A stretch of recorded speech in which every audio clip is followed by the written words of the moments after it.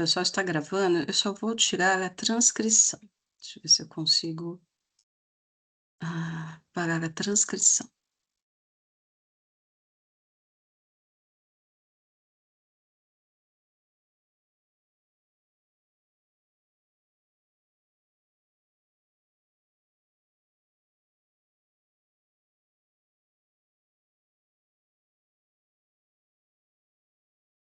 Prontinho.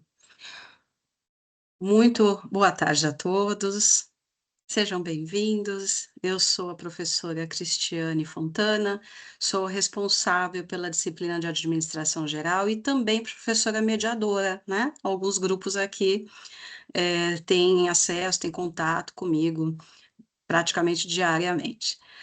Quero apresentar a vocês o professor Antônio Carlos, professor Tony.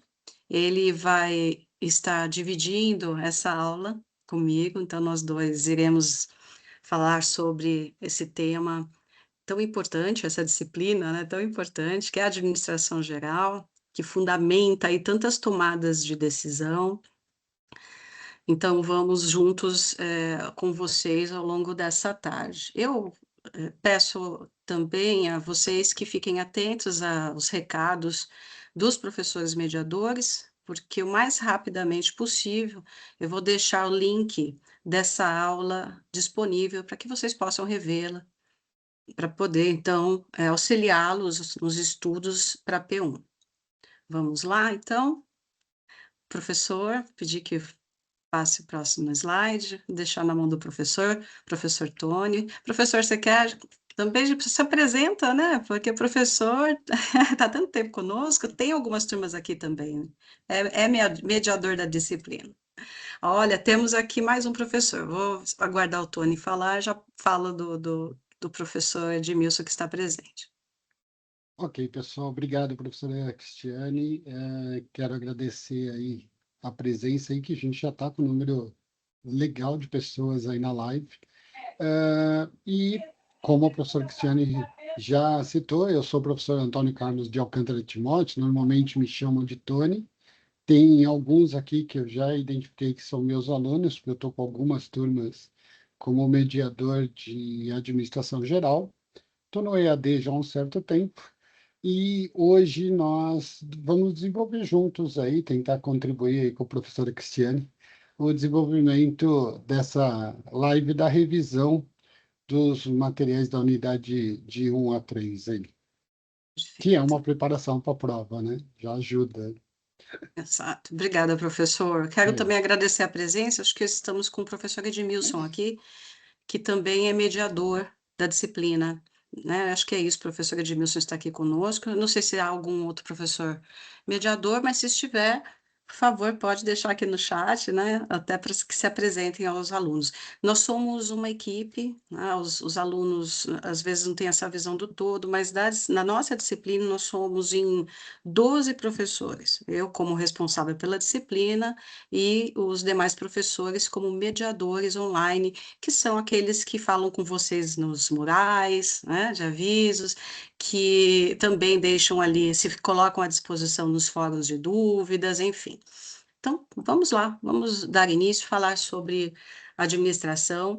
Eu quero, nessa tarde, né, tentar, junto com o professor, fazer uma revisão dos principais conceitos desse bimestre, porque, como eu disse, o foco agora é a P1. Vocês em breve farão a prova 1, depois conversem com os orientadores, né, de polo, os coordenadores de polo, porque eles irão passar a vocês exatamente data e horário. Embora vocês já tenham uma data oficial, nós temos, às vezes, exceções, existem feriados municipais, enfim. Então, é sempre importante alinhar isso com o orientador de polo, né? Eles vão passar para vocês, se a data é aquela que está no calendário, enfim, e essa prova, vocês sabem que é uma prova presencial, ela precisa ser feita lá no polo de vocês, tá? Fiquem muito atentos a isso. O que vai ser contemplado nessa prova, né, embora nós tenhamos aí as unidades disponíveis, vocês podem focar aí as unidades 1, 2 e 3, tá ok? Vocês estão vendo oficialmente, né, ali que a unidade 4 também foi colocada, é bom sempre dar uma lida, né, mas pode focar na 1, 2 e 3, que são essas unidades que serão solicitadas, cobradas na prova da nossa disciplina. Então vamos lá, professor, por favor. Professora, viu Claro. a mudança já para objetivo ou não? Pode ser, porque como Não, pergunto se você não está conseguindo saiu. visualizar. Eu estou visualizando o objetivo agora. Voltou, está no início, você Agora está. objetivo? Isso, pode ir para Ótimo. frente. Pode ir para frente. Ah, Por tá. favor. Então, tá bom. Então, vamos entrar na disciplina propriamente dita, né? Assim, falo muito de administração e o quanto eu acho importante que a gente conheça essa história e tenha ali, né, uma ideia dessa evolução dos conceitos, das teorias administrativas. A gente percebe hoje nas organizações muitos problemas nas tomadas de decisão e muitos desses problemas é por falta de conhecimento. Então você percebe, né, as pessoas, os gestores, enfim, eles faltam a eles a base, né, de motivação, de liderança, né, de como trabalhar para aumentar a produtividade, enfim, isso tudo já foi estudado, já foi dito pelos teóricos, tantos teóricos que nós temos nesse nosso universo da administração, né? Então, quando nós falamos em administração, vocês vão verificar lá na unidade 1 que ela traz essa questão mesmo da sua origem, e que a gente já escuta, já lê, né, a respeito de administração desde as civilizações antigas. Já existiam formas ali de organização, né, e de administração, de certos princípios, certos conceitos, certas técnicas, né, que já eram adotadas lá atrás. Mas a gente tem um marco muito forte, que é quando a ciência entra na administração.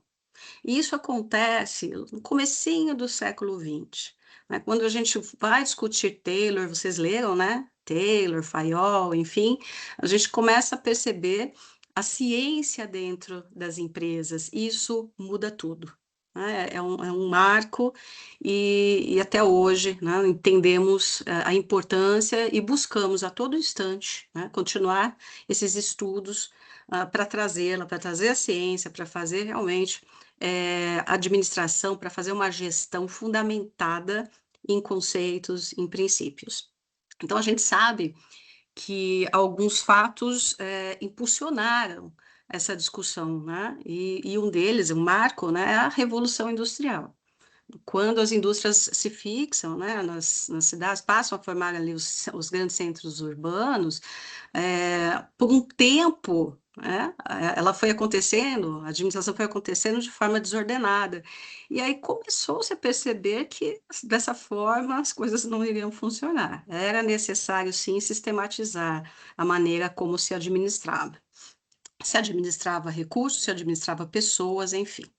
Bom, então, a Revolução Industrial, quando a gente pensa, né, vocês sabem, nós tivemos aí várias revoluções industriais, eu não vou entrar nesses marcos, né, pelo nosso tempo aqui, mas ela se inicia com essa substituição de um sistema que era todo artesanal, né, e aí vai para as empresas para que se produza em grande quantidade.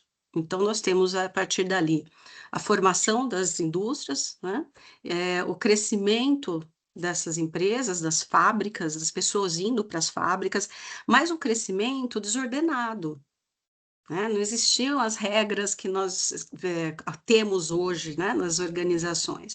Então, eram mulheres, crianças, trabalhando em jornadas absurdas de trabalho, desperdício, né, de recursos, enfim, né, condições bem complicadas, e isso se estende por um tempo. As empresas vão crescendo, e isso a cada momento vai ficando mais evidente, e algo precisava ser feito.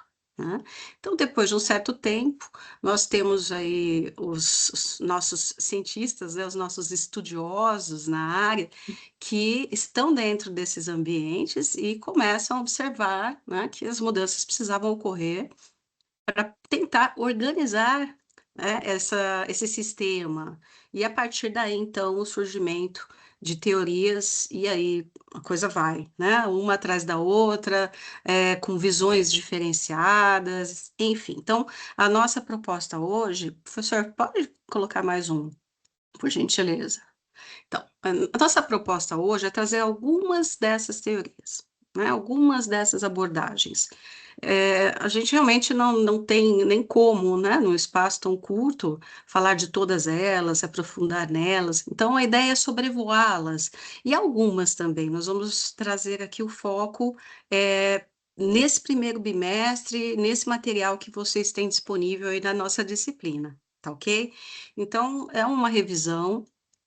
Nós vamos sim falar um pouquinho agora sobre essa abordagem clássica, né, que é onde tudo começa. Quando a gente fala da ciência chegando na administração, a gente logo pensa em Taylor, né? A gente logo pensa aí na administração científica. E realmente, né, vou falar um pouquinho mais à frente, mas é ali o pontapé inicial, né? Quando a gente vê os estudos de várias áreas de conhecimento chegando nas organizações. Então, nós temos ali a primeira abordagem, que a gente chama de abordagem clássica, que está ali o Taylor, Fayol, Weber, né, Max Weber, enfim, vamos trazer isso para vocês. Nós vamos falar também um pouco da escola das relações humanas, né, da escola comportamental, que está ali para baixo, da abordagem comportamental, visto que uma acaba sendo ali um desdobramento da outra, então vamos tocar um pouquinho nesse assunto. Vamos também trazer a questão aqui da teoria neoclássica, falando de departamentalização. A gente, na verdade, fecha hoje a nossa aula com departamentalização, para que vocês tenham ali uma ideia. Enfim, são muitas abordagens, gente, são muitas abordagens. E os focos vão mudando, né? O tempo vai trazendo essa evolução, né? No começo, a gente vai tocar mais um pouquinho mais nesse assunto, mas diante do que estava acontecendo nas empresas, né, naquele momento da primeira revolução industrial, era preciso fazer alguma coisa em relação ao ambiente. Como eu disse para vocês, né?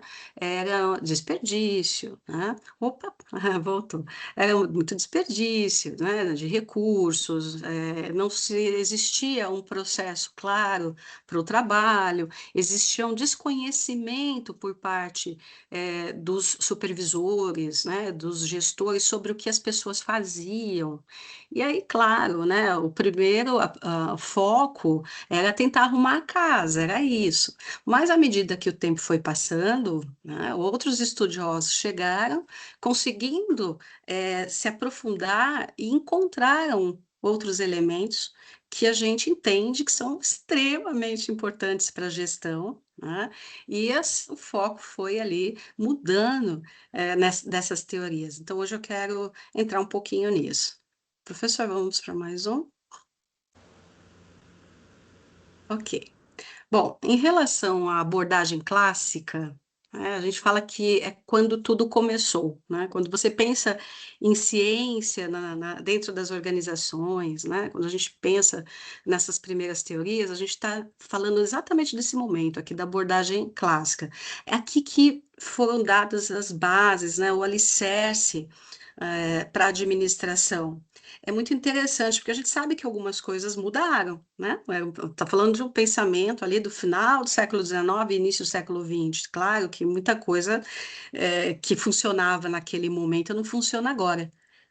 Entretanto, muitas coisas que esses teóricos abordaram lá atrás, muitas estão aqui nos dias de hoje, são adotadas pelas organizações. Então, isso comprova a importância, né, a força, a relevância desse momento para nós. Então, a gente precisa pensar um pouquinho, né? Então, foram estudos que abordaram principalmente essa organização que a gente fala que é a organização formal, é aquilo que a gente está vendo, né? O que é explícito.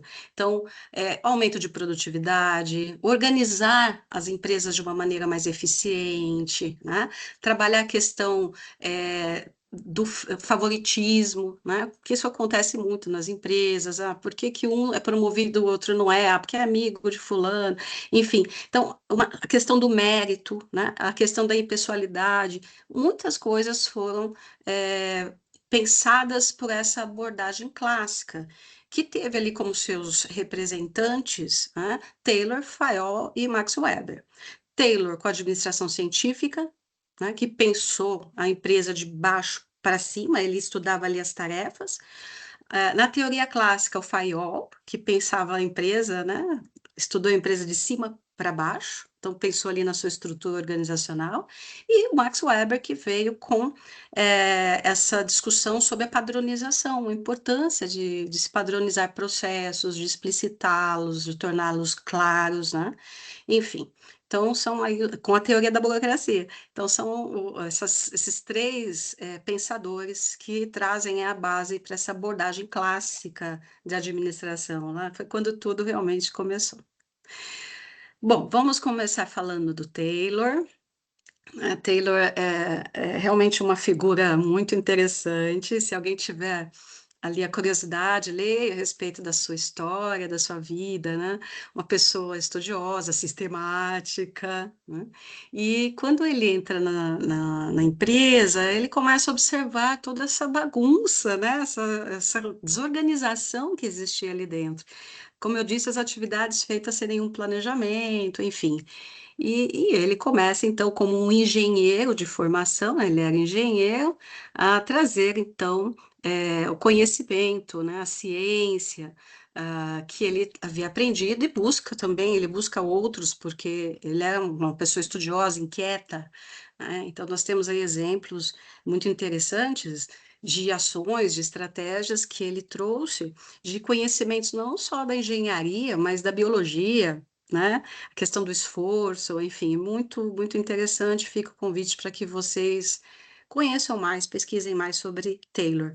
Mas Taylor, ele traz essa escola, conhecida como administração científica.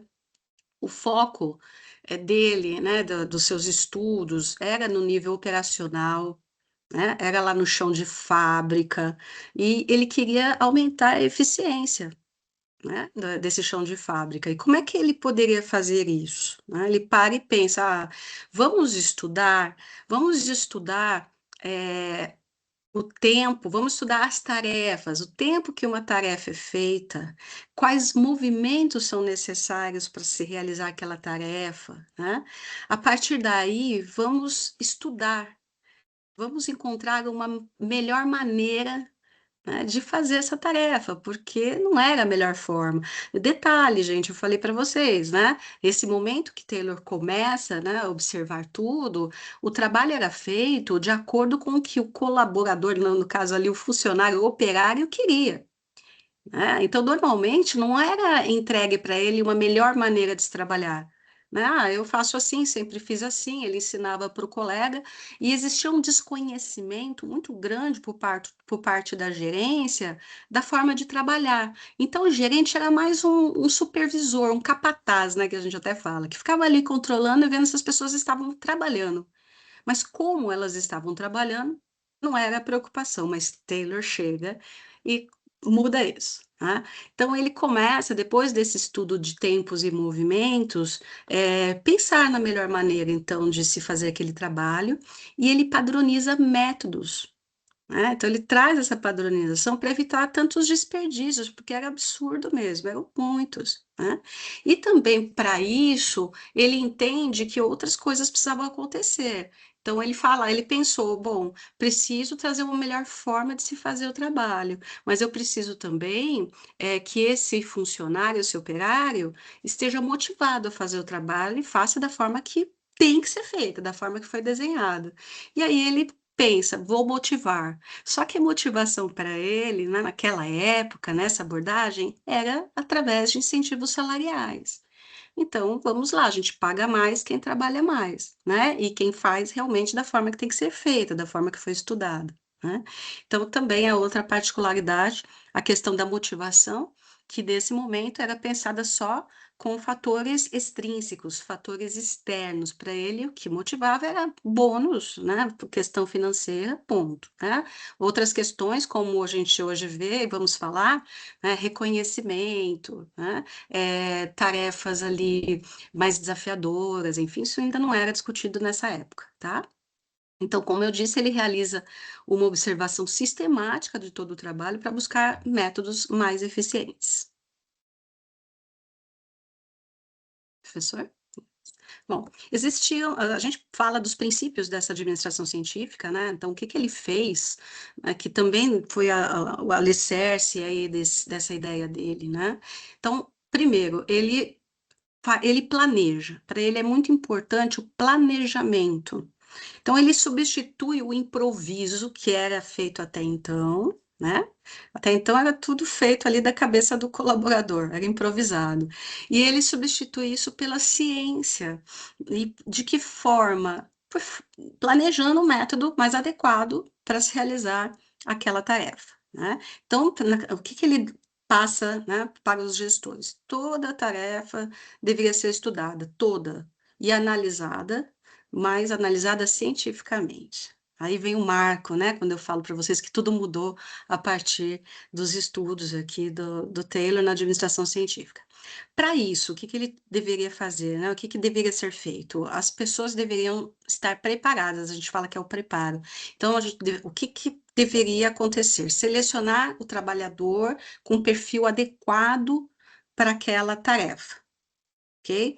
Treinar, né? Fazer um treinamento rigoroso do método que foi padronizado, que ele estudou, né? Que traçou, que seria a melhor maneira de fazer aquela tarefa, enfim. E o trabalhador deveria seguir exatamente aquilo que foi descrito, né? Para poder aumentar, então, a eficiência dele. Então, ele tinha que treinar, né? Ser muito bem treinado para aumentar a eficiência.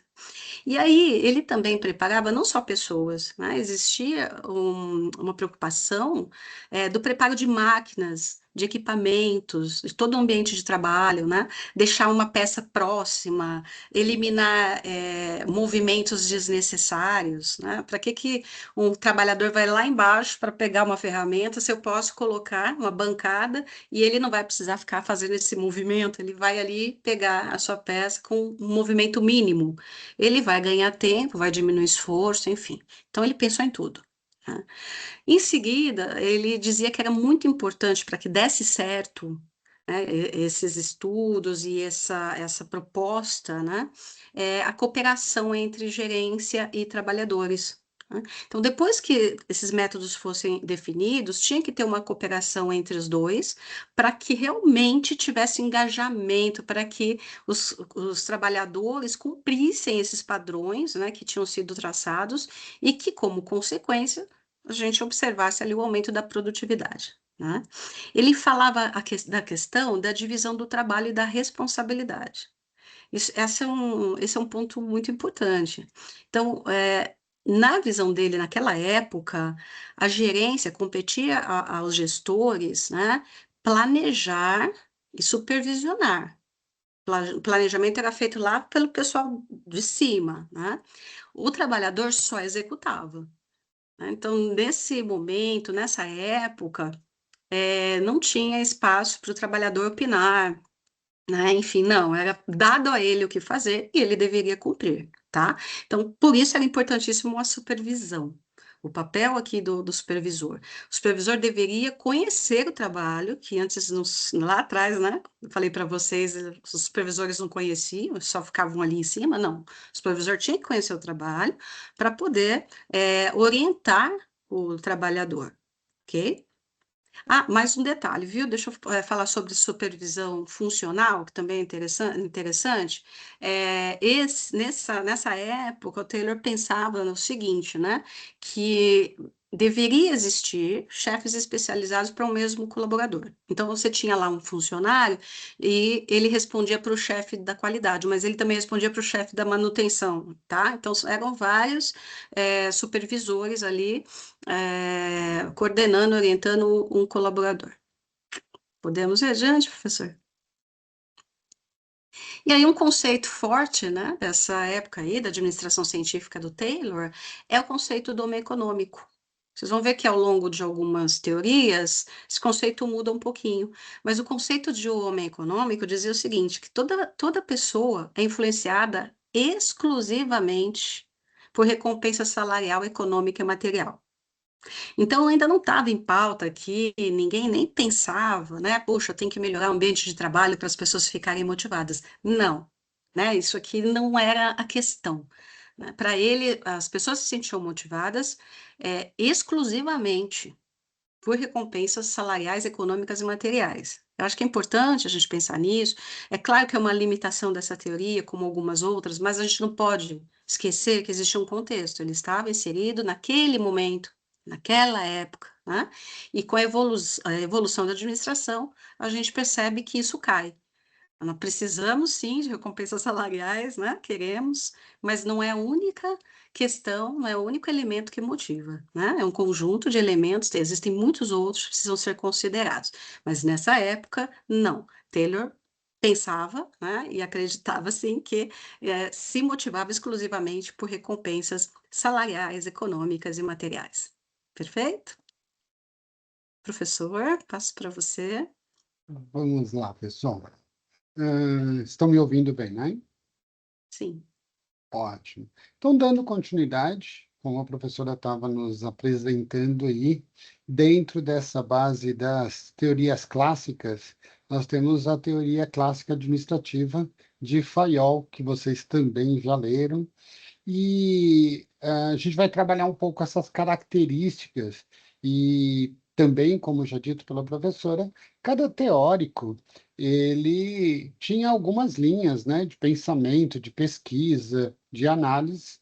E para Fayol, o foco já tinha uma visão ainda com o olhar do homem econômico, né?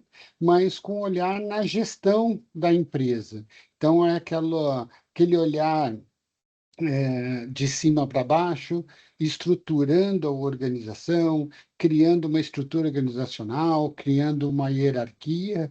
Inclusive, ele divide a empresa em setores, que a gente chama seis áreas ou seis funções aí da administração clássica ou da teoria clássica administrativa de Fayol, onde ele defendia essa proporcionalidade da função administrativa, né?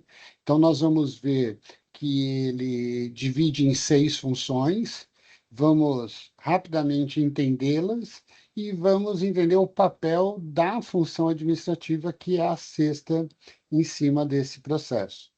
Então, as seis funções da teoria clássica administrativa, ela começa com a técnica que hoje a gente faz a comparação com o processo produtivo, a área de produção, que era técnica porque era especializada, como já foi dito também, naquela tarefa. Então, ela era técnica na tarefa que fazia. A área comercial, ligada aí à compra, venda, permuta, né, troca de materiais.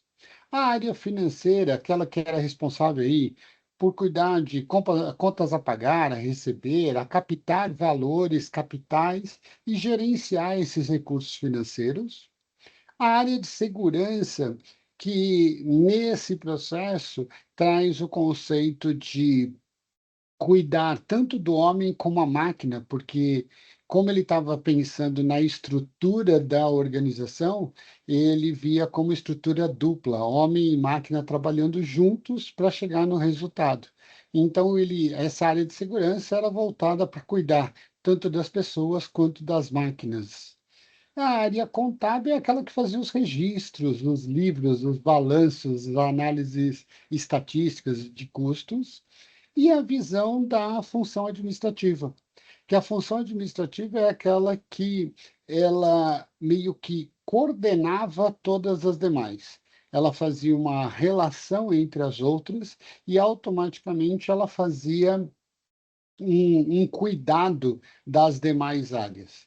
E para que isso acontecesse, Fayol determina, então, a área administrativa e as suas funções. Então, dentro das áreas divididas que Fayol nos traz com a teoria clássica administrativa, na parte administrativa, ele divide em funções administrativas e mais 5 funções, ou seja, a área administrativa tem como funções administrativas planejar, organizar, dirigir, coordenar e controlar.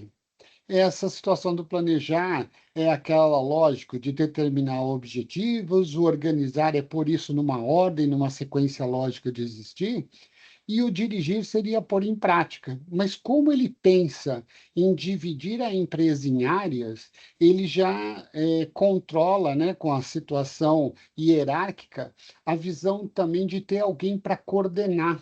Então entra o papel aí do gestor de áreas, né, de cada uma dessas funções. Então, tem o dirigir e o liderar já com uma ênfase maior quando a gente fala da teoria clássica administrativa, por área.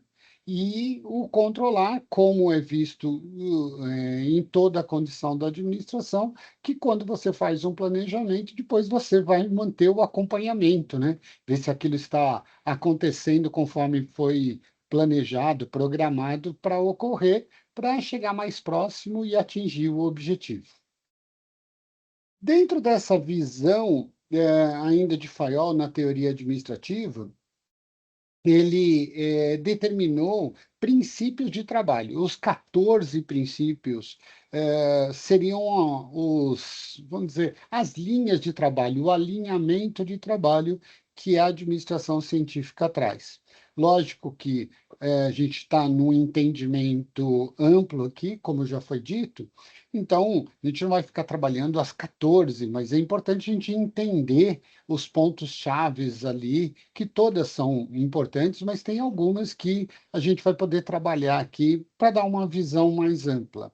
Então, um conceito da divisão do trabalho, onde tinha a especialização de cada pessoa, de cada condição, focado, né, ou orientado a desenvolver uma tarefa, se especializando nessa tarefa, e com isso, já que eu tinha pessoas especializadas, iam reduzir os erros.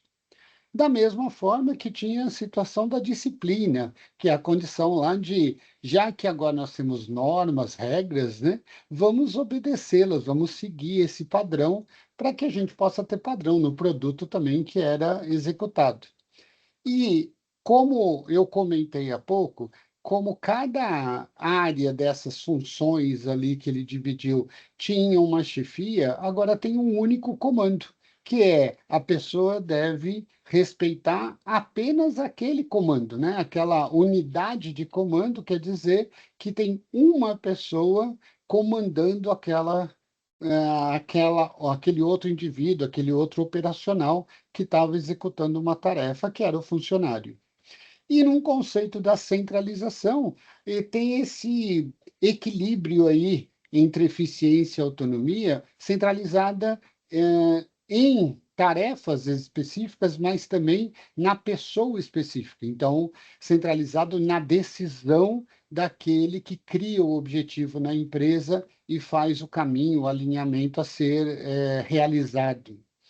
E isso tudo dentro de uma ordem, né? A ordem é aquela que garante que os melhores recursos vão ser utilizados, que vão evitar o desperdício, e que, se cada um seguir essa ordem, esse funcionamento lógico, vai se atingir a eficiência do processo e, logicamente, vai melhorar a produtividade, com o conceito de equidade, que é a visão de ser justo, ser igual a todos, respeitando que, acho que um dos princípios que a professora comentou no início das teorias é aquela importância de não ter favorecimento, né? Então, ter uma confiança de todos que aquilo está sendo feito pelo trabalho que está sendo executado e não por alguma indicação, algum gosto diferente de uma pessoa pela outra. Então, isso torna o processo mais confiante, mais leal, o que vai acabar motivando as pessoas a produzir mais, porque elas confiam no processo. E criando o conceito da iniciativa, né? Provocando que vá em busca de resultados com maior empenho do funcionário, porque a partir do momento que o funcionário confia no processo e sabe como ele é executado, ele é especializado naquela tarefa, tende então a ele produzir mais e ter iniciativas até de propor uma certa melhoria ali, né, naquela tarefa que ele executa.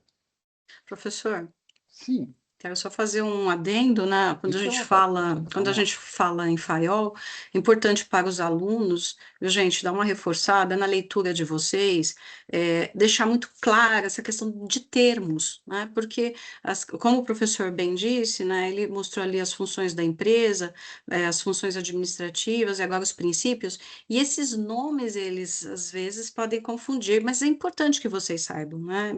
Isso é muito importante que fique ali claro para vocês. Então, primeiro a gente está falando de função da empresa. Então, o que é a função da empresa? Ou seja, está dividindo a empresa em áreas, é a empresa, né? Depois as funções administrativas. Então, eu tenho ali uma das funções da empresa, que é a número 6, sendo dividida, né? Para a gente poder entender o que se faz ali dentro da função administrativa. Então, é função administrativa, tá? Então, esses termos precisam ser gravados. Função da empresa são as áreas, função administrativa, essa subdivisão que eu tenho dessa questão da administração, dessa função aqui da empresa que é administrativa. E ainda os princípios, tá bom? Então, assim, guardem esses termos, isso é muito importante para nós, administradores, né, para quem trabalha com gestão empresarial, guardá-los, tá bom? É isso, professor, obrigada. Vamos lá. Dando continuidade, então, nos teóricos e nas teorias, nós temos o Max Weber, né? O Max Weber, ele traz o conceito da burocracia e deixar até claro aí, porque nós temos alguns desvios, muitas vezes, do entendimento da burocracia, que a burocracia é um processo bom, é um processo de criar normas e regras, é um conjunto de regras e normas para que o processo seja padronizado, seja seguido, para não virar aquela bagunça, que se a gente deixar todo mundo, ó, cada um faz o que quer ou como quer, com certeza a gente não vai ter um processo ao final que seja confiável, né? E dentro dessas situações, então, da teoria da burocracia que Weber nos trouxe, vem o conceito de ter regras claras, todas elas formalizadas, aquela situação, imagina se cada um na empresa guardar para si o que sabe ali do processo e o novo que chegar ou a outra pessoa não sabendo, ele vai desviar o processo ou fazer errado, né? Então, é aquela visão de documentar, de criar uma forma um conceito formal das documentações, das comunicações dentro da empresa, a divisão do trabalho das pessoas, o qual executa qual tarefa, o que tarefa é especializada para ele. Então, o fator de ele criar uma autoespecialização naquele fluxo, naquele processo, o conceito de subordinação, quem tem quem como subordinado, e isso tudo, logicamente, como eu já falei, vai melhorar muito a produtividade, vai aumentar a eficiência, porque tem um caminho a ser seguido e um caminho único para todos, né? Criando uma visão, dito aí pela condição do Weber, né? A condição da impessoalidade, inclusive, né? Criar aquela regra indiferente da pessoa, do conceito, e valorizando com isso também um conceito da meritocracia. Então, a pessoa que executa tem o mérito daquilo e vai ser reconhecida por aquilo. Em linhas gerais, a burocracia é algo, como eu já falei, muito bom. Só que nós temos aí, com o passar do tempo e com o envolvimento das pessoas, aquela situação das disfunções da burocracia, que é o que muita gente, como eu comentei, ainda trata errado a burocracia até os dias atuais. Então, aquela situação de entender essas disfunções foi também um processo evolutivo da administração que a gente vai ver ainda hoje nesse nosso bate-papo aqui. Então, teve quando o que eu chamo de disfunções da burocracia, né? Aquele excesso de burocracia, aquilo que já passa da regra, é a regra da regra, é alguém que cria um processo a mais, um trabalho a mais, ou que se apega literalmente só aos regulamentos, só às normas, esquecendo que a pessoa tem um papel fundamental ali e ela pode trazer melhorias, ela deve trazer melhorias, lembrando que sempre o foco da empresa é atingir os objetivos da melhor forma possível, com menor custo, com menor recurso, com maior produtividade. E quem trabalha ali, se ele tiver aquele excesso de formalismo, né, aquele só seguir documentos, só seguir os registros, vão acumular uma lentidão, aquilo que a gente chama de engessar o processo. E com isso vão ter as tais resistência a mudanças. Se você não quer trazer transformações, você se apega apenas àquele processo engessado, seguido, único e exclusivo.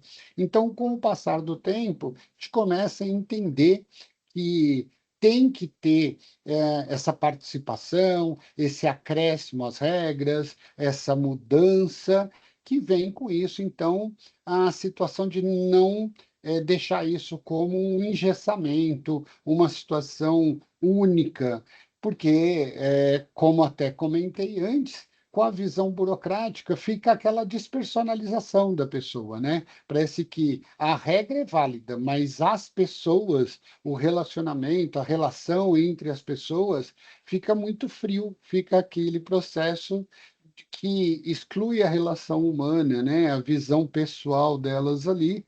E nós sabemos que cada um de nós temos competências que podemos somar aí nas tarefas e melhorar os processos.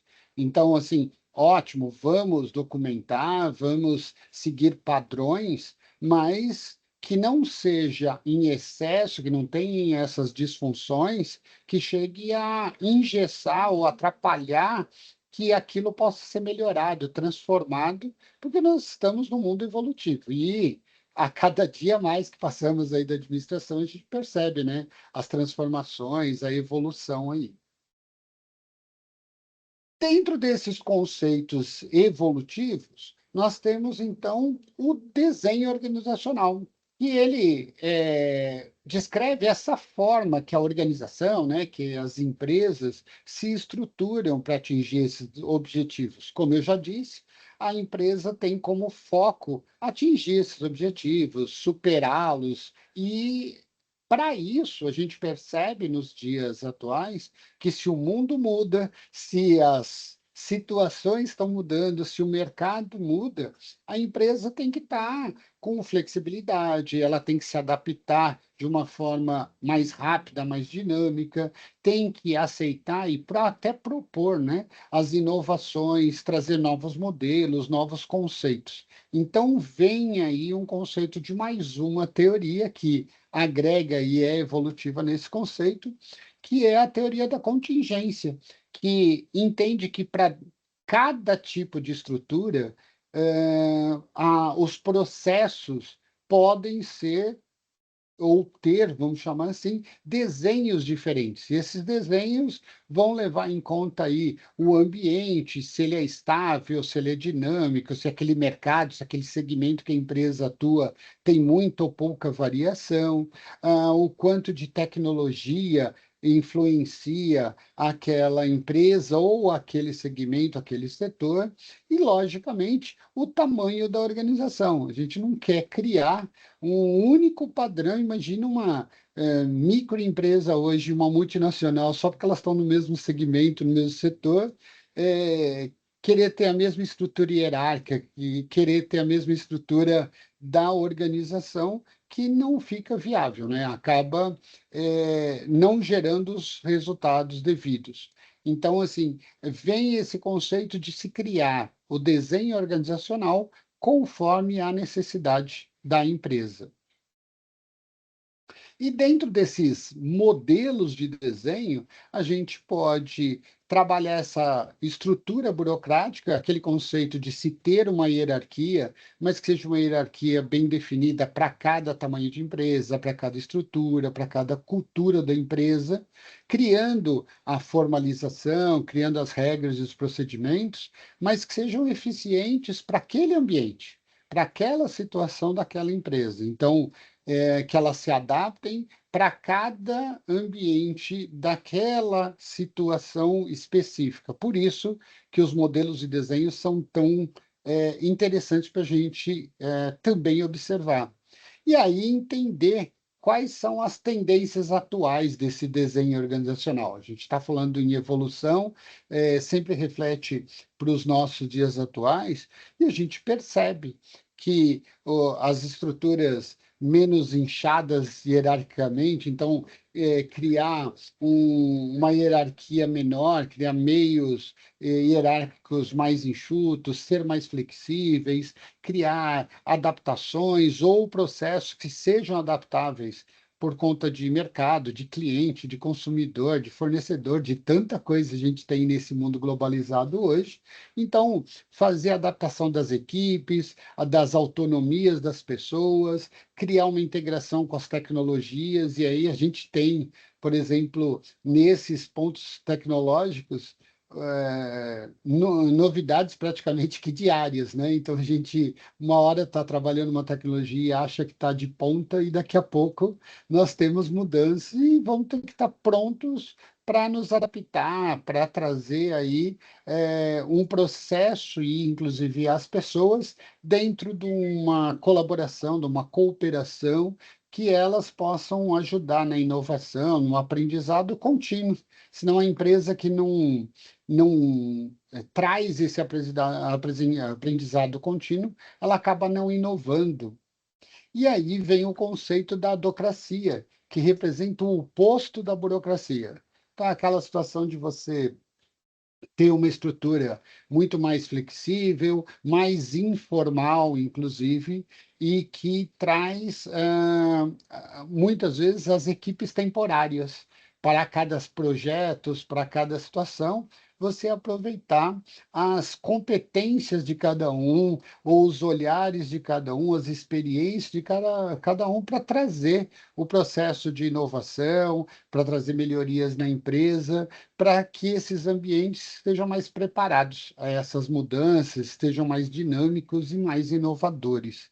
Então, a adocracia ela é bem relevante nesse mundo que a gente sabe que está trazendo mudanças constantes, transformações aí bem diferentes. E aí, um olhar dentro desses modelos das organizações a gente entender que tem um olhar de organizações mecanicistas, aquelas que funcionam muito mais no olhar de como máquinas, como homem, ainda com uma certo, um pouco mais de rigidez, as tarefas muito mais planejadas, estruturadas, um controle muito mais específico da tarefa, do processo e até do funcionário, que ele fica muito focado na autoespecialização e vai se adaptar para aqueles ambientes que sejam bem estáveis, que não tenham tanta mudança, tanta transformação.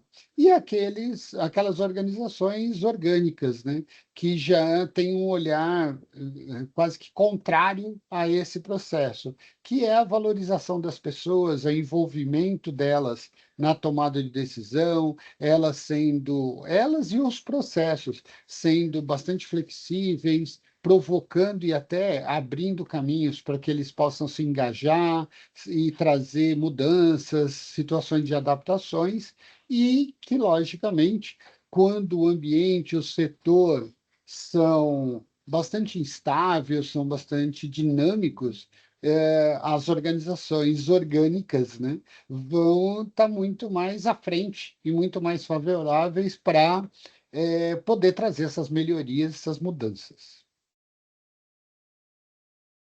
Professora? Quer continuar nas outras teorias? Não sei, professor, você não quer falar de relações humanas? Você quer que eu Posso, aborde? posso Tá, pode ser, porque continuar. eu só quero fazer um encerramento do slide anterior, professor, por favor. Sim, Só para, já que a gente vai agora para um outro foco, né, das teorias, é importante mesmo o que o professor falou, reforçando, né, porque muitas vezes nós somos inseridos em algumas organizações e fazer essa leitura é importante para vocês, tá, gente? Então, se a gente pensa lá numa empresa de tecnologia, né? Estou inserido numa empresa de tecnologia e aí eu preciso pensar num desenho organizacional, né? Numa estrutura mais adequada. É uma empresa de tecnologia que está sempre mudando, novas tecnologias, né? Muito concorrente, enfim. Então, que tipo de estrutura eu trago para essa empresa? Né? Então, eu sou gestora, eu preciso fazer propostas. Ah, poxa vida, o professor acabou de falar, né? A estrutura burocrática, ela é mais favorável, será, para um ambiente como esse? Né? Não, não, o professor disse que a docracia é o oposto da burocracia. Se é um ambiente instável, se é um ambiente, né, que toda hora muda, enfim, que pede rapidez, né, de mudança, pede flexibilidade, a gente vai ter que adotar a docracia. Assim como essas organizações orgânicas, né? Então, poxa vida, eu preciso valorizar as pessoas, estimular a flexibilidade. Para ambiente instável também, assim como a adocracia, essas organizações orgânicas são as ideais. Então, é importante que vocês tenham muito claro, né, o tipo de empresa, em que ambiente ela está, para poder fazer a proposta de uma estrutura organizacional, tá, gente? Vamos lá. Professor, agora a gente entra vamos mudar um pouco o foco, né? A gente traz aí um assunto que eu tanto gosto de falar, o professor também, mas acho que o professor vai falar de relações humanas, e aí eu entro em seguida falando com vocês sobre a teoria comportamental. Professor, ok. Professora, antes da continuidade, só tirando uma maravilha. dúvida aqui específica, né? Tem algumas pessoas perguntando se os slides vão ser disponibilizados, né? Na verdade, como já foi dito, essa gravação como um todo vai ficar disponibilizada, Exato. então as pessoas vão poder seguir tanto o slide quanto os nossos comentários ou explicações aqui, tá? Pela gravação, tá, gente? Isso. Ok, Então, vamos lá? dando continuidade, nós temos aí um olhar diferente nessa mudança, né? Nessa evolução, vamos chamar assim, das teorias. Então, nós temos aí o olhar da teoria das relações humanas, onde Elton Maio é outro pesquisador que ele desenvolve experiências em algumas organizações, uma delas na Western Electric, que era no bairro de Hawthorne, por isso que muitos vão encontrar em algumas literaturas a experiência de Hawthorne, e nesse processo ele tem de como observar o comportamento humano, esse olhar humano. Só que o comportamento a gente vai estudar mais à frente, vamos aí ver na evolução disso. Onde ele parte é o olhar de tentar mostrar que o homem tinha um papel interessante na organização, que o homem tem que ser observado nessa organização e que existem aí fatores psicológicos, fatores sociais que envolvem o trabalho, o trabalhador, o funcionário e também essas relações informais, essa relação de trabalho de equipe, do trabalho entre as pessoas. E ele parte, inicialmente, tentando provar que essa mudança nas pessoas e até um conceito de satisfação, de melhoria, de envolvimento com o processo, ele se dá por meio do processo físico, da estrutura física das organizações. Então, ele tenta primeiro provar que, por conta da luminosidade, né, da intensidade da luz, e a pessoa estaria mais envolvida e produziria mais, mas a gente tende aí nas experiências dele que ele observa, ao final das análises, que as pessoas produziram sim mais, mas porque tinham mais liberdade, porque os chefes ouviam, porque os chefes davam liberdade para que ele participasse, e ele participando, né, ele podendo dar opinião e ele se sentindo importante no processo, ele acaba trazendo essa melhoria. Então, a teoria das relações humanas enfatiza aí esse homem agora não mais o econômico, né? Mas o homem social, aquela ideia de interação entre as pessoas, os trabalhadores, né? Motivados ali pelas suas necessidades sociais, pelo reconhecimento que eles estão tendo das lideranças da chefia e por ele se sentir com aquele pertencimento no processo.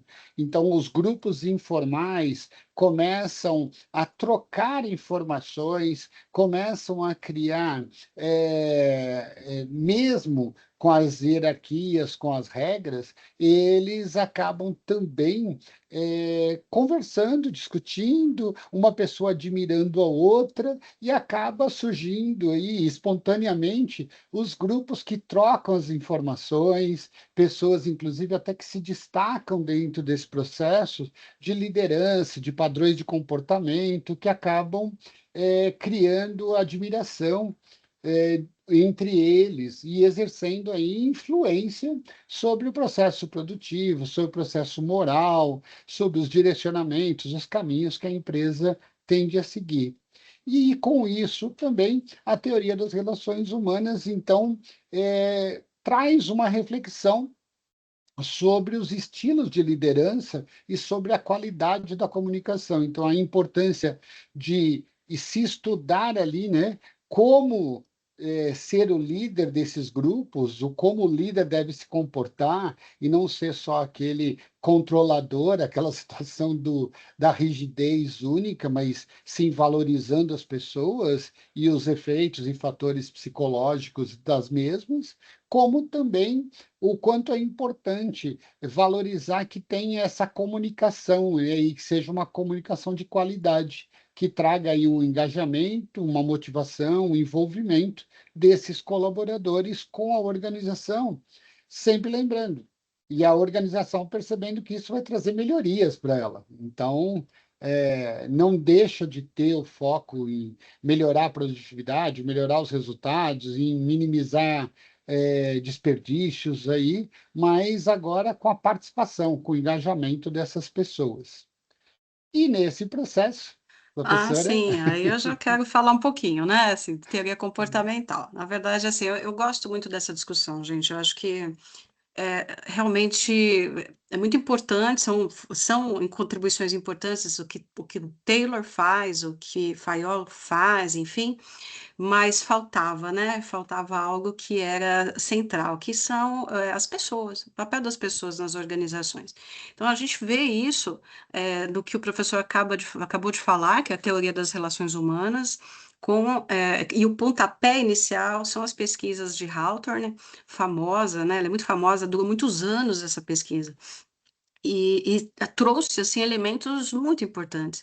Então, a gente tem ali nas relações humanas, na Escola das Relações Humanas, as questões sociais, a importância que um grupo, né, o papel do grupo para o comportamento e para o desempenho das pessoas, né? As pessoas, vocês viram, como o professor disse, passaram a produzir mais, mas produziam mais não é porque a iluminação estava ótima, porque estavam dando benefícios, porque, né, estavam aumentando intervalos, enfim, teve muitas variações aí nessa pesquisa, mas é porque ele fazia parte de um grupo e se sentia reconhecido naquele grupo, né?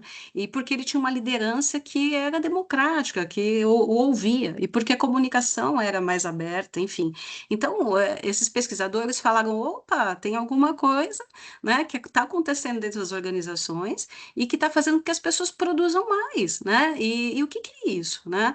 E aí foi se percebendo esses fatores sociais e emocionais, e o quanto isso impacta a produtividade. Hoje a gente sabe disso, né? E precisamos estudar bastante essas teorias para que a gente possa utilizá-las no gerenciamento das pessoas. Só que aí a gente tem uma evolução, porque lá na Escola das Relações Humanas, o foco eram as pessoas, né? Só que as pessoas até falam, né, quando a gente discute essa teoria, que era uma visão um pouco romântica, né? Ah, não, deixe as pessoas satisfeitas que tudo vai dar certo nas organizações. Não é bem assim, né, a gente sabe que tem outras questões que precisam ser observadas, e mesmo o trabalho com as pessoas, precisa ser feito com base em ciência. E aí a gente fala que a teoria comportamental é uma evolução da Escola das Relações Humanas nesse sentido, porque ela começa, então, a sistematizar aquilo que foi descoberto na Escola das Relações Humanas, né, na teoria das relações humanas. Ela começa a falar: "Puxa, eles viram lá atrás a importância do trabalho em equipe. Vamos entender, né, quais são as fases do trabalho em equipe. Nossa, foi visto lá atrás a importância do papel do líder. Então, quais os estilos de liderança? Quais os traços que o líder precisa ter para que a equipe produza mais?" Né? A questão da comunicação, né? É verdade, o Pedro Henrique falou aqui, né? Os famosos grupinhos, não é isso? O Pablo, é Pablo, né? É isso, Pablo. São as panelinhas, né? Alguns falam até da rádio peão. Você já deve ter ouvido falar disso, né? Nas empresas. Então, esses grupos eles vão se formando de tal maneira e ganham força que, se a gente não observá-los, se a gente não gerenciá-los, eles às vezes vão para um caminho contrário do que a empresa quer.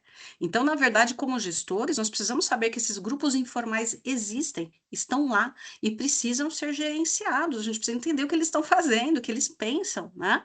Porque não pode deixar ali livre e leve e solto, né? Exatamente. Então, olha lá, e aí a gente tem a teoria comportamental que ela avança nesse sentido, ela continua trazendo as pessoas como foco central, mas ela começa a trazer modelos com base em ciência, modelos mais científicos. Então ela vai lá na psicologia e traz vários teóricos, né, que discutem motivação, ela vai para várias áreas de conhecimento para verificar, e também na própria administração, né, o que pode servir, o que realmente vai embasar esse comportamento humano nas empresas, né? Como é que a gente vai trabalhar a questão desse comportamento na organização, né? De forma a fazer com que as pessoas se sintam ali engajadas, envolvidas, motivadas, também felizes, né? Porque não? Hoje a gente tem estudos que falam de felicidade nas organizações, né? Então, começa nesse momento os estudos realmente ali de motivação, né, de liderança, de sistemas administrativos que são condizentes para determinadas organizações, enfim, comunicação, formação de equipes, está tudo dentro dessa escola, né? Embora tenha sido observado isso na teoria das relações humanas e trazido, essa escola sistematiza, essa escola começa a trazer a ciência para esses elementos, tá, professor? E aí nós temos, gente, muitas teorias da motivação que são utilizadas nas organizações. No conteúdo de vocês, se eu não estou enganada, nesses primeiros materiais, vocês estão vendo dois, que é Maslow e Herzberg. Então, vamos só dar uma passada nos dois, né? Maslow é realmente muito utilizado nas empresas, né? Eu conheço empresas que fazem planos motivacionais, programas motivacionais com base nisso aqui, nessa pirâmidezinha, né? Vai desenvolvendo ações com base na pirâmide.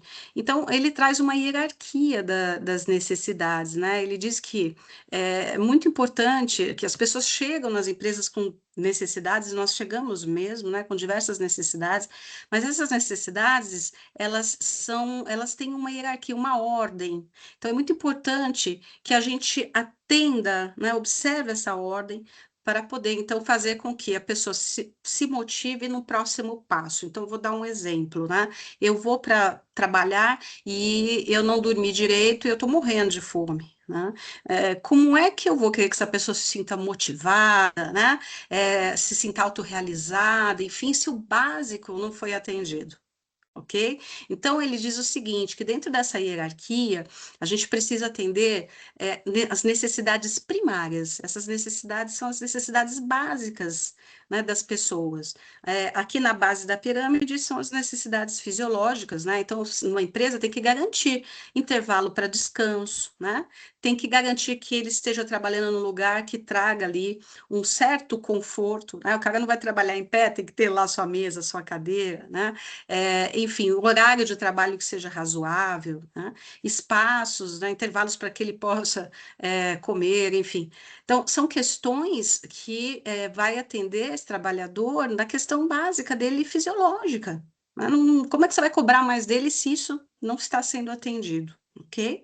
E aí continua subindo na pirâmide, questão de segurança, então oferecer condições seguras de trabalho, né? Porque tudo isso vai mexer com a motivação. Ele precisa se sentir satisfeito nesse quesito para poder ir para frente. E o que eu quero é justamente um colaborador cada vez mais motivado, certo? É isso que a gente quer, nós estamos buscando isso, né? Que mecanismos a gente pode criar para manter essa motivação? Porque fica claro que a motivação vai impactar no trabalho, vai impactar no comprometimento dele e, consequentemente, na produtividade, né? Então, assim, o segundo nível aí da pirâmide é a necessidade de segurança. Subindo aí, a gente já está a gente chama de necessidades secundárias, né? Então, não é mais aquela básica do indivíduo, mas é necessária. E aí, o que que é isso? A gente fala dessa necessidade aqui, que está no meio da pirâmide, que é a social. A importância dele ter amigos, da própria empresa patrocinar essa integração, né, essa interação entre as pessoas. Aí entra até um líder que está ali também, que você sabe que você pode contar, né, enfim. Então, essa questão social, essa troca entre as pessoas. Subindo ali, né, na pirâmide, outra necessidade que ele diz que precisa ser atendida é de estima. Então, é a questão do orgulho, né, de ser reconhecido. A empresa pode trabalhar isso de N formas, oferecendo promoções para que ele se sinta, nossa, minha autoestima, ó, perfeito, né? A empresa está me reconhecendo. E o Maslow diz que existe ali o topo da pirâmide, né? Quando você se sente realmente, né? A alta realização, quando tudo está ali levando o colaborador a se sentir realmente motivado, que é o topozinho que a gente fala que é necessidade de autorrealização. E aí, como é que a empresa faz para garantir isso? Fazendo com que ele participe das decisões, trazendo um trabalho que seja desafiante, que não é aquela proposta do Taylor, né? Taylor falava de um trabalho repetitivo, fazer sempre a mesma coisa, lembram? A alta especialização do trabalhador. Para o Taylor, isso era importante. E aí, com a evolução das teorias, a gente chega aqui no foco, né, das pessoas e a gente passa a entender que a gente precisa motivar o colaborador, sim, com questões financeiras, também, né? Com o salário justo para que ele tenha segurança, olha lá embaixo, né?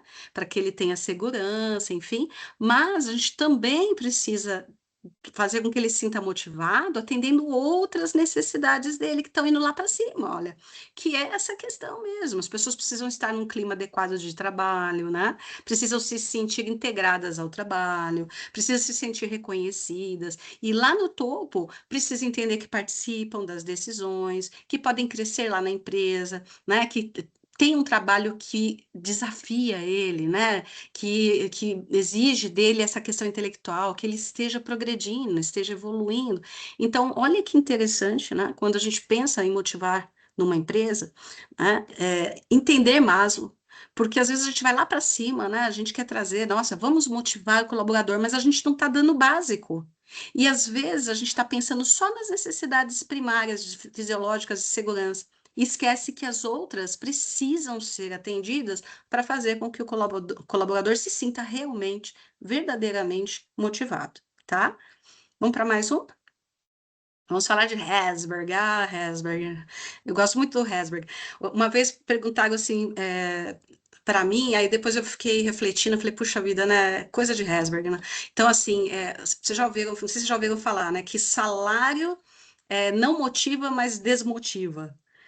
E aí eu fiquei pensando, nossa, como assim? O salário... Aí tem todo sentido quando você pensa nessa teoria, né? Então, vamos ver onde o salário está para essa teoria. Ela é chamada de teoria dos dois fatores. Quem a criou foi Herzberg. E aí ele traz o seguinte, né? Que a gente precisa estudar esses fatores. existem dois fatores, um chamado de fator higiênico. Fatores higiênicos são fatores extrínsecos ao trabalho, é lá de fora, né? Você consegue vê-los ali. Então, por isso que é extrínseco. E quando eles estão ok, quando eles estão adequados, né? Eles, o que que eles vão fazer? Eles não vão motivar, mas eles podem desmotivar, tá? Então, é assim, eu não atendi o salário, ok? Vai causar insatisfação. Eu não paguei o salário esse mês, vai causar insatisfação, tá? Mas se eu pago o salário direitinho, vou ficar feliz. Mas não é o salário que vai me deixar motivada, porque daqui 2, 3 meses a gente vai pensar, poxa, mas pagar o salário é mais que obrigação, né? A empresa tem que pagar. Então não é isso que me motiva. Então a gente diz que não é um fator motivacional, fator higiênico, né? É extrínseco ao trabalho. Quando está inadequado, vai causar insatisfação. Mas quando a gente atende esses fatores, não vai gerar motivação duradoura. A gente fica motivadinho por um tempo, daqui a pouco, né, o negócio cai. Então, o que que a gente precisa, né? O que que isso está se referindo? A gente está falando de salário. A gente está falando de benefícios, as condições ali, né, da empresa, ambientais, a política, né, da empresa, como que isso tem realmente um impacto no colaborador, tá? Mas a gente usar só isso para motivar, não dá certo, tá? Só isso não.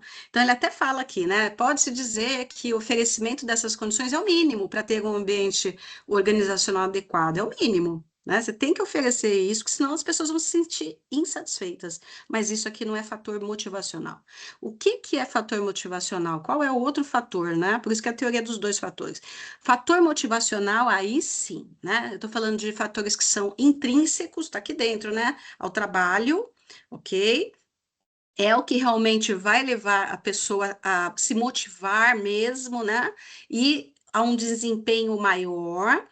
Só que a gente está falando de elementos que, embora seja aqui dentro do colaborador, a gente fala, né, que são elementos relacionados à perspectiva da pessoa, tá? Mas as empresas, elas podem estimular. Só ela tomar aí algumas medidas, elaborar algumas estratégias que ela pode estimular esses fatores motivacionais, né, fazendo com que realmente o colaborador se sinta motivado, né? Então, o que que a empresa pode fazer? Essa questão, favorecer o reconhecimento, mostrar que ele tem possibilidade de crescer lá dentro, né? Dar responsabilidade a ele, né? Fazer com que ele se sinta realizado dentro do ambiente de trabalho, tá? Então, isso é muito importante, gente. Como é que eu motivo o meu colaborador? Eu preciso conhecer esses dois fatores, tá? O higiênico tá lá, eu tenho que garantir, mas ele não vai ser um fator motivacional, só que ele desmotiva se ele não for atendido, beleza? Fator motivacional intrínseco, né? Mas a empresa tem todo o poder e deve bolar estratégias, elaborar estratégias para poder garantir, né, que eles ocorram e que mantenham e aumente, inclusive, a motivação do colaborador. É isso, professor. E aí, dando continuidade, nesse processo, a gente tem o conceito desses trabalhos ou desses focos da gestão, né? E onde ela tem essa provocação das decisões. E nesse olhar aí de sistema de decisões, a gente vê que esse nível hierárquico, ele tem que tomar decisões. Muitas vezes, elas podem ser mais limitadas, ou seja, aquela situação que eu não tenho uma visão do todo, ou que eu tenho poucos recursos e ela está mais restrita aí a uma visão racional, então a gente chama racionalidade limitada, porque você não tem todas as informações, você não tem todas as informações, você não tem todas as possíveis alternativas, né? Você acaba direcionando alternativas dentro daquele limite, por isso limitada, de informações que você tem. Então, é uma racionalidade que provoca aí algumas tomadas de decisões que sejam satisfatórias, sejam viáveis, mas dificilmente vão ser as ótimas, porque se você tem restrições, você se limita a decidir por aquilo com menor análise do ótimo, do maravilhoso, né? E dentro desse conceito, a gente tem o homem administrativo, que é esse homem que se caracteriza por tomar as decisões, né? Esse, ainda mais no mundo atual, como a gente está falando, com tanto envolvimento, tanta mudança, tantas rapidez, né? É, o homem ele acaba tomando essas decisões, sendo esse homem administrativo, mas, de novo, em muitas organizações ele ainda está naquela base limitada. E ele busca soluções, mas fica em soluções limitadas. Quando ele tem uma possibilidade de ter mais informações, ele certamente vai buscar soluções que sejam mais satisfatórias, porém se eu tivesse vamos dizer, uma alimentação de informações, um número mais amplo, essa pessoa poderia estar tomando atitudes, né, decisões ótimas, bem melhores do que as que tem. Então, aí eu acho que valoriza também a situação muitas vezes a gente cobra decisões, mas esquece de estar alimentando as informações, de estar trazendo um sistema que funcione.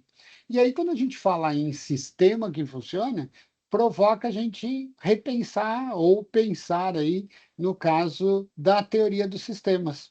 Que a teoria do sistema é a gente compreender realmente, né? Que tudo está interligado, diretamente ou indiretamente, mas todos nós estamos interligados. Então, como base, a gente podia dizer que a teoria dos sistemas é aquele conjunto de fatores que estão interdependentes um do outro o tempo inteiro. Só que nas ações de cada um, eles são independentes. Então, eu dependo do outro, sou dependente do outro na situação, mas na minha ação, no meu momento de tomada de decisão, eu acabo tomando do jeito que eu quero. Só que eu tenho que ter a consciência que nessa estrutura, né, que todo mundo depende um do outro, que a empresa funcione, que a empresa vai buscar uma relação, que é um sistema aberto, que é esse sistema de interagir com o meio externo, com o fornecedor, com o cliente, com todo o mercado. Se eu tomo uma decisão e eu não tenho essa relação de consciência da dependência que cada um tem do outro, eu posso estar tomando uma decisão que eu vou prejudicar a outra área ou os outros resultados da empresa, porque eu só pensei na minha própria sobrevivência. E lembrando que, como nós estamos todos interligados, essa interação aí, ela tem que estar com foco na sobrevivência de todos, no crescimento de todos, porque só assim a empresa vai se desenvolver, a empresa vai crescer e vai chegar em resultados melhores. Então, a teoria dos sistemas é uma teoria que, inclusive, ela vem do processo da biologia, que é essa interação dos nossos órgãos, nossas células, de todo o processo, e ela acaba provocando uma reflexão dessa interação no sistema aberto, e também um compromisso nessa tomada de decisão que cada um de nós temos no nosso dia a dia, nas decisões tomadas, e com isso é interessante a gente refletir sobre algumas características. Por exemplo, a visão da importação ou entrada, né? Ou, como muitos processos descrevem, os inputs, né? O como a gente recebe os recursos. Esse recurso pode ser informações, a matéria-prima, o processo, tudo que a gente recebe para poder desenvolver uma transformação. que a transformação já é esse processo, né? O processamento de tudo aquilo que a gente recebe. Se for informações, a gente vai ter atividade, se for matérias-primas, a gente vai ter processos. Então, a situação de, com aquilo que eu recebi de entrada, eu transformo, eu processo ele, por isso chamo processamento interno, quando a gente fala da transformação. E para gerar o quê, né? Para gerar exportação, que é gerar a saída ou os outputs, que é o que eu devolvo de serviço, de produto ou de resultados nesse fluxo todo. E nesse processo de entrada, processamento e saída, um ponto bem interessante, a gente saber que tudo que nós fazemos, seja um produto, um processo, um serviço prestado, nós temos informações, nós temos experiências, e essas experiências não podem ser perdidas, esses resultados não podem ser perdidos. Então, mais uma característica muito importante é a retroalimentação, é esse tal feedback, que pode ser um feedback positivo ou um feedback negativo, sempre lembrando que o feedback negativo não é a crítica por crítica, mas é aquele que te traz aí um resultado para que você reflita de melhoria, de trazer um passo melhor na próxima decisão que você vai tomar. Então, essa retroalimentação, esse feedback, é esse retorno, né, desse resultado, dessas experiências, que podem servir para melhorias, que vão servir como me preparar melhor para as outras situações. Agora, uma característica bem interessante quando a gente fala de teoria de sistemas é a visão da entropia. Vocês vão ouvir falar sempre em entropia, que entropia é a desorganização, é a perda da eficiência. É aquela situação que, quando eu deixo estabilizar demais, quando eu deixo a coisa meio que sem movimento, sem mudanças, ela tem uma tendência a se desorganizar naturalmente. As pessoas acabam relaxando um pouco, as situações, alguns começam a não seguir o procedimento, o processo, muitas das coisas que nós falamos até agora como positivo. E aí tem uma descrição chamada entropia negativa, que isso é entender que já que tudo tem uma tendência a desorganizar, eu tenho que ter uma responsabilidade de tratá-la de uma forma oposta. Por isso, entropia negativa. Então, é aquela situação, eu não deixar que a desorganização tome conta. Eu manter aquilo organizado, manter aquilo com eficiência, não me acomodar e buscar melhorias aí, né? E a equifinalidade, que é o conceito de definir novas estratégias, levar aí para melhores resultados, mas que seja de uma forma igualitária, uma forma que o sistema, como eu disse, na teoria dos sistemas, é importante, que seja para o bem de todos, não seja algo muito só para o bem individual, seja igual a todos, mas que os processos tenham uma adaptabilidade dos sistemas, tenham uma adaptabilidade de todos que sejam iguais para que facilite a todos, né? E o processo da homeostase, que é uma autorregulação, ou seja, toda vez que você perceber que tem uma certa possibilidade de mudança, ou de desorganização lá do processo da entropia, tomar uma reação de manter o equilíbrio. É aquela situação, por isso que eu falei da biologia também, é aquela situação de quando você tem você tem uma criação de um anticorpo para segurar uma bactéria diferente, uma distorção do teu corpo, ou seja, o teu corpo reage a isso. Então, a organização, a empresa, a estrutura tem uma capacidade aí de se manter equilibrada, mesmo com as variações, mesmo com as mudanças, mesmo com as transformações do ambiente externo, que é aquela situação resiliente também de poder estar preparado ali para se adaptar, para criar ferramentas para esse processo de mudança externa e das transformações externas. Professora? Tá mutado, professora. Ok. Eu não sei se está aparecendo para vocês aqui um temporizador. Apareceu para mim aqui um tempo. Sim, aqui também para mim. Ok, então tá bom. Então estamos dentro aí já estamos já finalizando. O nosso último assunto é departamentalização, né? Então existe uma forma de agrupar atividades numa empresa, né? A gente pode agrupá-las em unidades que a gente chama de departamentos, tá? Então isso é importante porque é uma conversa lá de Fayol, quando ele fala de organização nas empresas, enfim, e continua, obviamente, né, toda uma reflexão para a gente chegar hoje compreendendo que existem critérios para a gente departamentalizar, né? Esses critérios são interessantes e a gente precisa conhecê-los. Professor? Então, Tá, são vários os critérios de departamentalização. A gente pode departamentalizar, né? Então, estruturar, agrupar atividades, por exemplo, por funções. Às vezes a gente vê o organograma, né? E vê lá a empresa, aí coloca área de vendas, né? Área técnica, área de compras, RH. Então, quando a gente pensa nisso, a gente está agrupando as atividades conforme as funções. Existem vantagens e desvantagens. É interessante que essa departamentalização por funções é a mais antiga, né? E existe em praticamente todas as empresas. Você encontra na mesma empresa vários tipos, tá, gente, de departamentalização. Isso é interessante que vocês saibam, né? Vocês vão ver lá que tem organograma lá com os departamentos, mas às vezes tem organograma, por exemplo, com os processos da empresa, tá? Então, quando a gente fala de agrupamento de atividades por funções, a gente está falando de produção, marketing, finanças, enfim, muito aplicada nessas empresas mais tradicionais, mas, como eu disse, a gente encontra na maioria delas.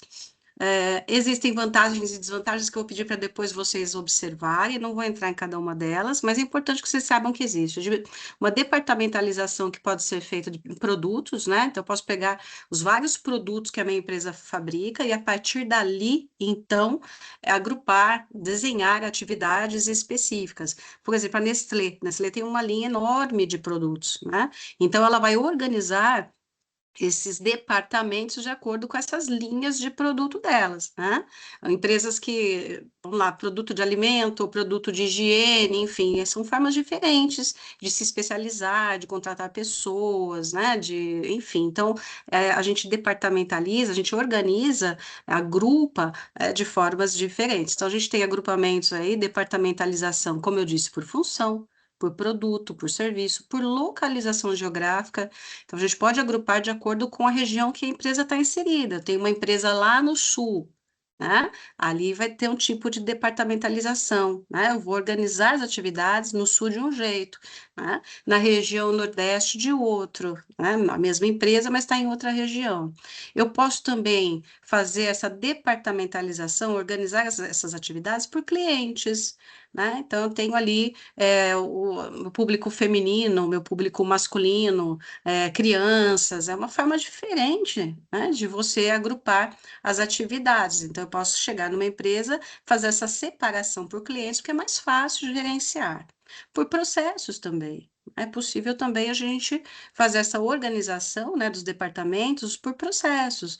Não processo de montagem, processo de pintura, processo, enfim. Aí você tem que deixar isso claro ali, né, no organograma, para que a gente entenda quem são os responsáveis, como as atividades são feitas em cada um desses processos, tá?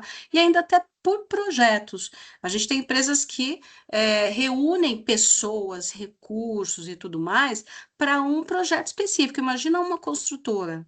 Né? A construtora que está fazendo um prédio. Né? Então, ali vai ser um tipo de organização. Né? Vai contratar pessoas para aquele prédio. Acabou o prédio, acabou o projeto, né? Então, estou pegando agora uma casa, aí já é outro projeto, outro tipo de estrutura, de pessoas, enfim, né? Então, é muito importante a gente perceber que isso realmente contribui bastante quando a gente vai pensar em gestão. A gente parar para pensar, o que a minha empresa trabalha? São com muitas linhas de produtos? Preciso departamentalizar por produtos. Eu tenho vários serviços, vamos fazer essa divisão por serviços. Está em localidades diferentes? Vamos organizar a empresa em cada localidade, né? Óbvio que ela responde para a matriz, mas a gente tem um tipo diferente de organização, né? Por cliente, por processo. Então, só para vocês entenderem a maneira como as empresas podem agrupar né? E organizar as suas atividades. Professor.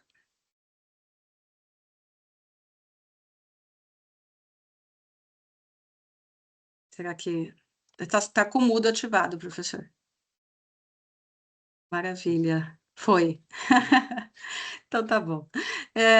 Professor, vocês querem falar alguma coisa? Porque eu vou fazer o encerramento. Fique à vontade, aí eu já Eu só vou finalizo. fechar Fique o à último vontade. detalhezinho, complementando aí a visão de departamentalização.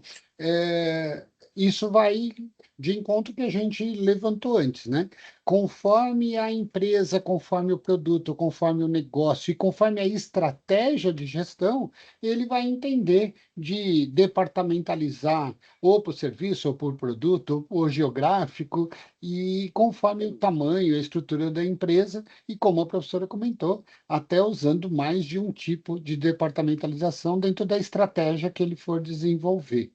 Isso E mesmo. eu acho que isso é importante, porque é isso que vai fazer muitas empresas se diferenciar da outra na visão estratégica, né? Às vezes tem o mesmo segmento, o mesmo produto ou muito parecido, mas a forma que cada um cria a estratégia, departamentalizar e atuar no mercado é que possa fazer a diferença entre ele e os concorrentes, né? Nessa visão competitiva de mercado. Isso. Da Professor, fica à minha vontade. parte, professora, fica tranquila Maravilha. para o encerramento. Acho que a gente tentou trabalhar o melhor dos comentários, das informações. Até o Pablo comentou no sentido de, de valorizar aí essa nossa live e falar da compreensão que tem.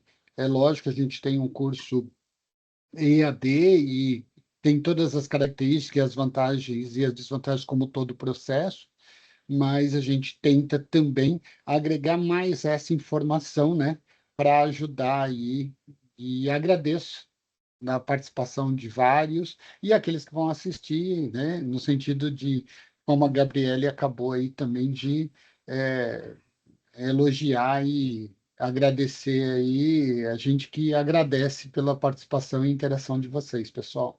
Obrigada, professor, pela participação, aos alunos que estão aqui presentes, aqueles que irão assistir, aproveitem bastante esses temas. Nós teremos mais uma live para os conteúdos do segundo bimestre, viu? Acho que foi o Pablo que comentou, né? Que bom que Sim, vocês gostaram, a Gabriele deu retorno aqui, né? Enfim, estaremos à disposição, gente. Aproveitem os canais, acho que isso é muito importante, né? Lembrem-se que nós estamos todos os dias ali em contato com o fórum de dúvidas. Ali vocês devem deixar, professor, ali esse trecho, né? Me traga exemplos, enfim, fiquem à vontade, explorem bastante esse canal de vocês, tá? E nós voltaremos aqui. Logo, logo estaremos juntos aqui. Que bom, fico feliz, viu, gente? O Laudimir, aqui, Tatiana, a a Fernanda, até a Nicole, Nicole, tem uma galerinha aqui, né? Agradeço vocês terem ficado conosco. Vai ficar disponível muito rapidamente, né, essa live para todos, que eu sei que vocês agora estarão aí fazendo prova, né? Tá chegando. Muito boa você sorte. Estudem, gente. Não tem fórmula mágica, né, professor? É Professora, estudar?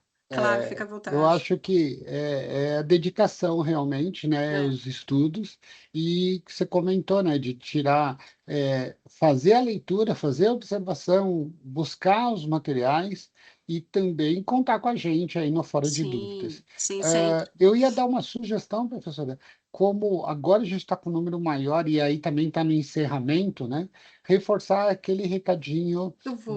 das unidades da Isso. prova e principalmente a situação de consultar o orientador de polo no sentido Isso. da prova. O que você acha? Isso mesmo, professor, muito bom. Na verdade, no comecinho da live eu comentei para que vocês se preparem, as provas estão chegando e vocês têm as datas oficiais. No entanto, sempre confirmem, né, com o orientador de polo, se está tudo certo, porque nós temos, às vezes, algum feriado municipal. né? Já aconteceu a prova ser no dia específico, e naquele dia é feriado na cidade, né?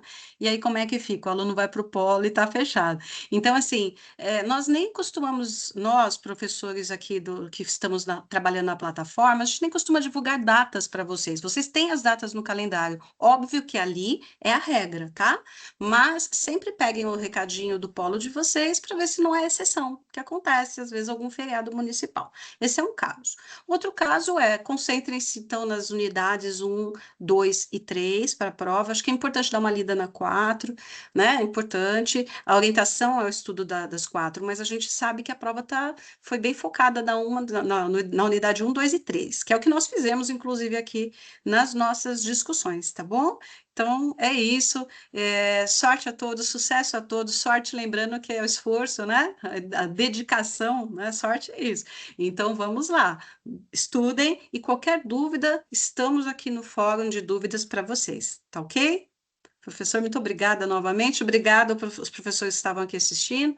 E até a próxima, gente. Até mais. Um abraço a Tchau, todos pessoal. Até vocês. Tchau, mais. Tchau, tchau. tchau. Até.